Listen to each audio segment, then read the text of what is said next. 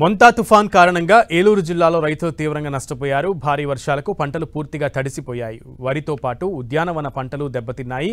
తుఫాన్ కారణంగా జరిగిన పంట నష్టాన్ని ఏలూరు జిల్లా రైతు సంఘం నేతలు పరిశీలించారు. కౌలు రైతులకు కూడా పరిహారం చెల్లించే విధంగా ప్రభుత్వం చర్యలు తీసుకోవాలని రైతు సంఘం నేతలు కోరారు.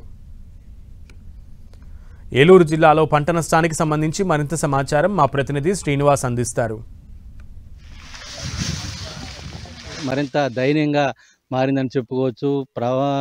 మొంతా తుఫాను ప్రభావంతో మొత్తం వరిచేలన్నీ కూడా మొత్తం అంతా కూడా నేలమట్టమయ్యాయి. ఇప్పుడే కంకి పాలు పోసుకుంటున్న సందర్భం మనం విజువల్స్లో కూడా ఒకసారి చూడొచ్చు. ఈ పాలు పోసుకుంటున్న కంకికి సంబంధించి కూడా ఇప్పుడు అంతా కూడా వడ్ల గింజ అయితే కూడా ధాన్యం గింజ అయితే కూడా తయారవుతుంది. కొంత తయారైంది, మరి ఇంకా తయారవ్వాల్సి ఉంది. అంటే ఈ సమయంలో మొత్తం అంతా కూడా పంట అంతా కూడా నేల కొరగడంతో రైతులకు ఏమి చేయాలో కూడా దిక్కుతోచని పరిస్థితిలో ఉన్నారు. వాళ్ళంతా కూడా తీవ్ర ఆవేదనకు గురవుతున్నారు. ఇక ఈ పంట అంతా కూడా ఇంకా తయారు కాదు, ఇక అంతా కూడా నష్టమే అని చెప్పి వాళ్ళంతా కూడా బాధపడుతున్న పరిస్థితులు. ముఖ్యంగా కౌలు రైతులు ఎక్కువగా ఈ పంటను నష్టపోవాల్సిన పరిస్థితులు అయితే కూడా ఉన్నాయి. దీని మీద పూర్తి స్థాయిలో జిల్లా వ్యాప్తంగా కూడా రైతు సంఘం నేతలతో కూడా పర్యటిస్తున్నారు. ఏ మేరకు నష్టం వాటిల్లింది, అసలు ఏంటనేది కూడా ఒకసారి మాట్లాడదాం. సరే, ఏంటి పరిస్థితి ఇప్పుడు? మొత్తం చూస్తున్నారు, ఎక్కడ చూసినా ఎన్ని ఎకరాలు, జిల్లా వ్యాప్తంగా కూడా ఎన్ని ఎకరాలు మొత్తం ఎలా పడింది, ఏంటి నష్టం, రైతుల పరిస్థితి ఏంటి? ఏలూరు జిల్లా వ్యాప్తంగా అధికారులు చెప్పే లెక్క 25,000 ఎకరాలు వరి పంటకు నష్టం జరిగిందని చెప్తున్నారు. ఇది సరైన ప్రాథమిక అంచనా కాదు. వాస్తవంగా అంతకంటే ఎక్కువ 50,000 ఎకరాలకు పైగానే వరి పంటకి నష్టం జరిగిన పరిస్థితులు కనబడతా ఉన్నాయి. ఉమ్మడి పశ్చిమ గోదావరి జిల్లాలో అయితే లక్షలాది ఎకరాల పంటలు దెబ్బతిన్న పరిస్థితి కనబడతా ఉన్నది.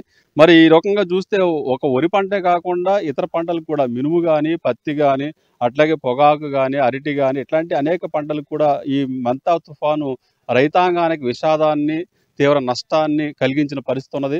ఇవాళ పంటల సాగులో కౌలు రైతులు కీలకంగా ఉన్నారు. మరి ఆ కౌలు రైతులు తీవ్రంగా నష్టపోయారు. ఇవాళ అక్కడ వరి పంట మేము పరిశీలిస్తా ఉన్నాం మన పెదపాడు మండలంలో. ఇక్కడ చూస్తే ఎకరానికి 30-35 బస్తాలు ఖరీఫ్లో దిగుబడి వచ్చే పరిస్థితి ఉంటుంది. మరి అట్లాంటిది ఈ పంట కాస్త 15 నుంచి 20 బస్తాలు దిగుబడి తగ్గిపోయే పరిస్థితి ఉంటుంది.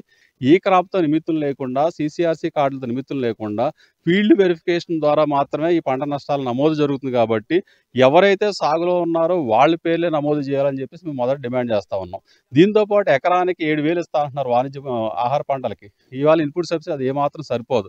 మేము అడుగుతుంది ఆహార పంటలకైతే ఎకరానికి 25,000 రూపాయలు, ఉద్యానం వాణిజ్య పంటలకైతే ఎకరానికి 50,000 రూపాయలు ఇన్పుట్ సబ్సిడీ చెల్లించాలి. కౌలు రైతుల పేర్లు అసలు ప్రీమియం వసూలు చేయలేదు. మరి ఇట్లాంటి పరిస్థితుల్లో పంటల బీమా పరిహారం కౌలు రైతులకు ఇవ్వాలి. ప్రీమియంతో నిమిత్తం లేకుండా పంటల బీమా పరిహారం చెల్లించే విధంగా ఈ రాష్ట్ర ప్రభుత్వం చర్య తీసుకోవాలి. అటు రైతులైతే కూడా ఆవేదన వ్యక్తం చేస్తున్నారు. మరి ముఖ్యంగా రైతు సంఘాల నేతలు అయితే కూడా ఒకటే డిమాండ్ చేస్తున్నారు. ముఖ్యంగా ఈ పంటలు పూర్తిగా నష్టపోయేది కేవలం కౌలు రైతులు మాత్రమే. ఇటువంటి పరిస్థితుల్లో ప్రభుత్వం ఎటువంటి సహాయం చేసినా కూడా కౌలు రైతులకు అందే విధంగా కూడా చర్యలు తీసుకోవాలని చెప్పి కూడా వాళ్ళు కూడా ప్రధానంగా డిమాండ్ చేస్తున్నారు.